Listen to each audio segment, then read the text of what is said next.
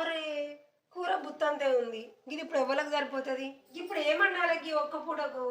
ఏమండి ఏమండి ఏంది? ఏ కూర లేదు ఏం లేదు. ఇప్పుడు కూర ఏమండాలి? కూరగాయలు కూడా లేనేలేవు ఇంట్లో. ఇంక ఒక్క పూటకు ఏమంటాం కానీ ఇంత పోయి పావుకిలో చికెన్ తీసుకురా దవ్వన పొయ్యి మీద అయితే తిందాం. పావుకిలో చికెన్ తీసుకురావాలా? ఉల్లిగడ్డ ఎంత చూసుకో. ఉల్లిగడ్డనా? లేవో ఈ 2-3 ఉల్లిగడ్డలు ఉన్నాయి. అవి కూడా చిన్న చిన్నవి ఉన్నాయి. 3 కిలోల ఉల్లిగడ్డ వస్తుంది. ఎట్లా? పావు కిలో చికెన్. టమాటా ఎంతో చూడుకో.